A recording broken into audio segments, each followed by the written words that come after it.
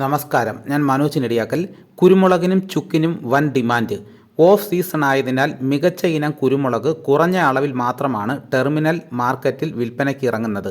ഹൈറേഞ്ചിലും മറ്റ് ഭാഗങ്ങളിലെയും കർഷകരുടെ പക്കൽ മുളക് സ്റ്റോക്ക് നാമമാത്രം. അതുകൊണ്ട് തന്നെ ക്രിസ്മസ് വിൽപ്പന വിപണിക്ക് എരിവ് പകരാം. മുന്നിലുള്ള 3 ആഴ്ച രാജ്യത്തിൻ്റെ ഏതാണ്ട് എല്ലാ ഭാഗങ്ങളിൽ നിന്നും ആവശ്യക്കാരെ പ്രതീക്ഷിക്കാം. അൺഗാർബിൾഡ് മുളകിന് കിലോയ്ക്ക് 693 രൂപയാണ്. ഇടുക്കിയുടെ വിവിധ ഭാഗങ്ങളിൽ നിന്നും അച്ചാർ നിർമ്മാണത്തിനുള്ള മൂപ്പ് കുറഞ്ഞ മുളക് വിൽപ്പനയ്ക്ക് ഇറങ്ങുന്നുണ്ട്. വാങ്ങലുകാർ കിലോയ്ക്ക് 190 രൂപ വരെയും വാഗ്ദാനം ചെയ്തു. വിളവ് കുറഞ്ഞതിനാൽ 200 രൂപയ്ക്ക് മുകളിൽ ലഭിച്ചാൽ വിളവെടുപ്പ് നടത്താമെന്ന നിലപാടിലാണ് പലരും. ഒലിയോറസിൻ വ്യവസായികൾക്ക് വേണ്ട ലൈറ്റ് പെപ്പർ തെക്കൻ കേരളത്തിൽ വിളവെടുപ്പ് പുരോഗമിക്കുന്നു. എണ്ണ അംശം ഉയർന്ന മുളക് കൊല്ലം, തിരുവനന്തപുരം മേഖലയിൽ ലഭ്യമാണ്. ശ്രീലങ്കയും ഇന്തോനേഷ്യയും ഇത്തരം മുളക് ഉൽപ്പാദിപ്പിക്കുന്നുണ്ട്. എന്നാൽ വർദ്ധിച്ച ഡിമാൻഡുമായി താരതമ്യം ചെയ്യുമ്പോൾ ഉൽപ്പാദനം നന്നേ കുറവാണ്. ഡിസംബർ ആയതോടെ ഉത്തരേന്ത്യയിൽ തണുപ്പിന് കാഠിന്യമേറിയത് ചുക്കിന് ഡിമാൻഡ് ഉയർത്താം. നവംബറിൽ വാങ്ങൽ താൽപ്പര്യം ചുരുങ്ങി നിന്നത് ഇടപാടുകാരെ നിരാശപ്പെടുത്തി. വൻ വില മോഹിച്ച് ഉൽപ്പാദന മേഖല ചുക്ക് സംഭരിച്ചിട്ടുണ്ട്. വിൽപ്പന ചുരുങ്ങിയാൽ കാലാവസ്ഥാ മാറ്റം മൂലം ചുക്കിൽ കുത്തുവീഴാൻ സാധ്യത. അറബ് രാജ്യങ്ങളിൽ ശൈത്യം ശക്തമാകുന്നതിനാൽ വിദേശത്തു നിന്ന് പുതിയ ഓർഡറുകൾ പ്രതീക്ഷിക്കാം. കയറ്റുമതിക്കാർ താഴ്ന്ന വിലയ്ക്ക് ചുക്ക് സംഭരിച്ചിരുന്നു. വിവിധ ഇനം ചുക്ക് വില 280 രൂപ മുതൽ 300 രൂപയിലാണ്. നഷ്ടമില്ലാതെ കറുത്ത പൊന്ന്. ഉത്തരേന്ത്യൻ ഡിമാൻഡ് കൈവിട്ടതോടെ കുരുമുളക് വിലയിൽ മാറ്റമില്ലാതെയാണ് പോയ വാരം വ്യാപാരം നടന്നത്. കുരുമുളക് കർഷകർക്ക് നഷ്ടമില്ലാതെയാണ് വ്യാപാരികൾ വാങ്ങിയത്. പ്രാദേശിക മാർക്കറ്റുകളിൽ നിന്ന് പോയ വാരം കുരുമുളക് ഉത്തരേന്ത്യൻ മാർക്കറ്റുകളിലേക്ക് പോയി. ഇടുക്കിയിൽ പച്ച കുരുമുളകിൻ്റെ വരവ് കൂടിയതോടെ അവിടെ കുരുമുളക് സ്റ്റോക്കുള്ളവർ വിറ്റു തുടങ്ങി.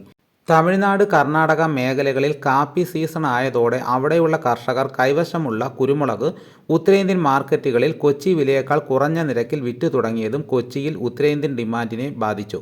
ശബരിമല ദർശനം നടത്തി മടങ്ങുന്ന അയ്യപ്പ ഭക്തരിൽ നിന്ന് കുരുമുളകിന് വലിയ തോതിൽ ആവശ്യക്കാർ കുറഞ്ഞു തുടങ്ങിയെന്നാണ് പത്തനംതിട്ടയിൽ നിന്നുള്ള വിവരം. കഴിഞ്ഞ വർഷം ശബരിമല ദർശനം കഴിഞ്ഞ് മടങ്ങിയ അയ്യപ്പ ഭക്തർ 2000 ടൺ കുരുമുളക് വാങ്ങിയെന്നാണ് വ്യാപാരികൾ അറിയിച്ചത്.